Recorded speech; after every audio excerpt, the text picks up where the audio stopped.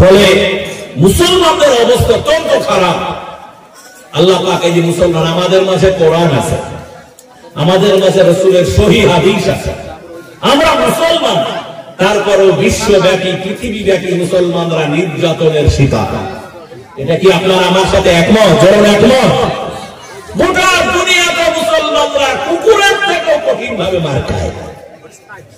ফিলিস্তিন থেকে শুরু করে ইরান থেকে শুরু করে ভারত থেকে শুরু করে সারা দুনিয়াতে অবস্থা অত্যন্ত খারাপ। কেন?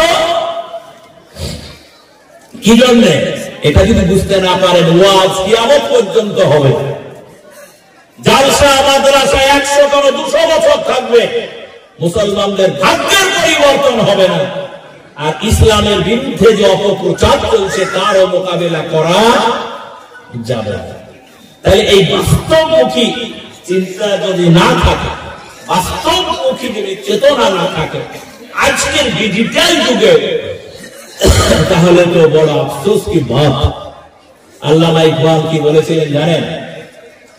আজামে তুম হো নশারা,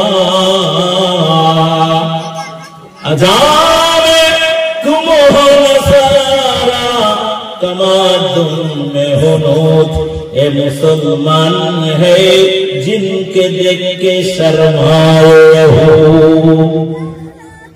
यूं तो सैयद भी हो, मिर्जा भी हो, सब कुछ हो, बताओ मुसलमान भी हो।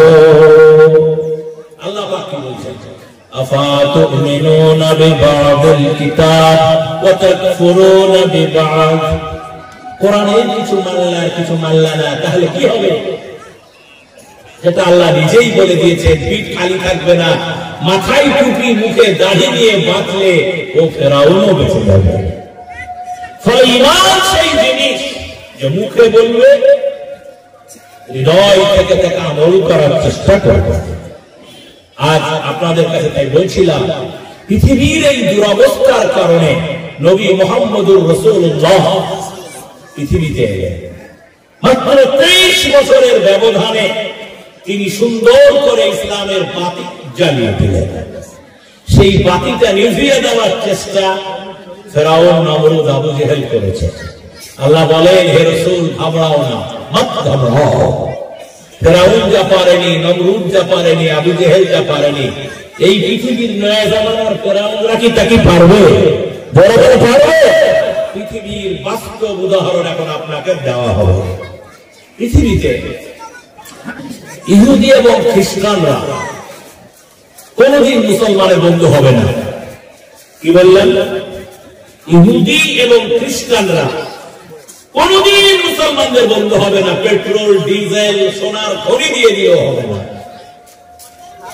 আমার আল্লাহ বলেন, ওয়ালাম তারদা আনকাল ইয়াহুদু ওয়ালান নাসারা হাত্তা তাত্তাবিআ মিল্লাতাহুম।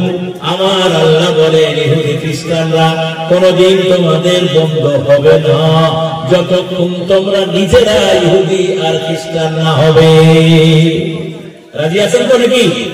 মুসলমানরা তো অর্ধেক রাজি হয়েই গেছে। তাদের চিন্তা চেতনা কালচারে ইসলাম নাই, কিছু মনে করবো না। আমাদের দুরবস্থাটা আমরা নিজেরাই।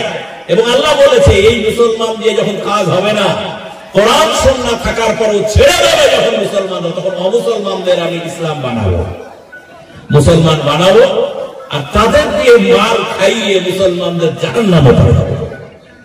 ফলে আল্লাহর কথা কি মিথ্যা হতে পারে? জোরে বলে মিথ্যা হতে পারে? ফলে ইসলাম কি নিয়ে এসেছিল? ইসলাম দুনিয়াতে ইসলাম দুনিয়াতে যে জিনিসটা নিয়ে এসেছিল সেটা হয়তো শান্তি। সেই শান্তিটা কি অমুসলমানদের না থাক, মুসলমানদের ঘরে তো থাকবে। কি বলেন আপনারা? আমার ঘরে তো আমার টাকা থাকবে। তো আজকে সব থেকে বেশি অশান্তি মুসলমানদের ঘরে।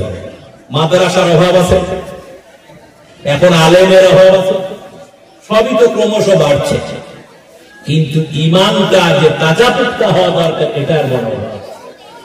এইটাকে যদি রেডি না করা যায় তো মুসলমানরা খায়রা উম্মাত। আপনারা শুধু কালেমা পড়ে গরুর গোশত দিয়ে ভাত খাওয়ার জন্য আল্লাহ আপনারা পাঠায়নি। আপনাকে মুসলমান হিসাবে আপনার মিনিমাম একটা দায়িত্ব ছিল, সেই দায়িত্বটা আল্লাহ পাক আপনাকে দিয়েছে। এখন দেখেন যে দায়িত্বটা আপনি পালন করেন কিনা।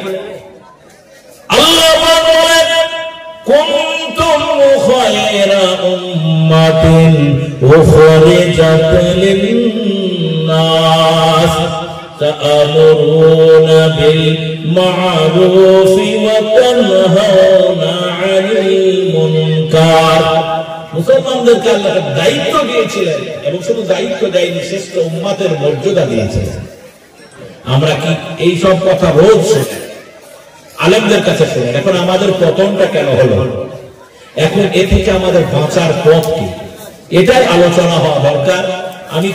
আমি অযোগ্য, আপনাদের সামনে খেদমতের সারা রাজ্যের আমি প্রায় 18টা জেলায় যাই।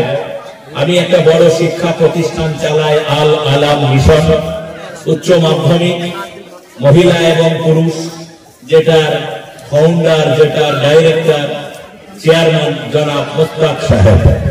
আপনারা তার নাম জানেন।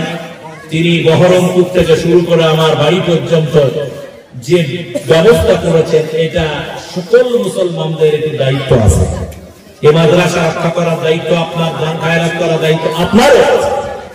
আমি আপনাদেরকে বলতে চাই যে আমাদের এই পৃথিবীর যে দুরবস্থা, এই দুরবস্থা থেকে বাঁচার পক্ষে আল্লাহ বাঁচানোর জন্য কোরআন দিয়ে পাঠালেন রাসূল। এই কোরআনের আলোয় আলোকিত হয়ে গোটা পৃথিবী সুন্দর হয়ে গেল। আমরা মুসলমানরা যেখানে থাকার সেখানেই থেকে গেল। আমি বলছিলাম ইহুদি খ্রিস্টানদের কথা, আপনারা বড় বড় আলেমদের কাছে শুনবেন, আরো ব্যাখ্যা পাবেন, আরো গুরুত্বপূর্ণ কথা পাবেন। এই পৃথিবীতে ইহুদি খ্রিস্টানরা আমাদের জানি দোষরা, গোটা দুনিয়াতে যা করছে তা দেখছে।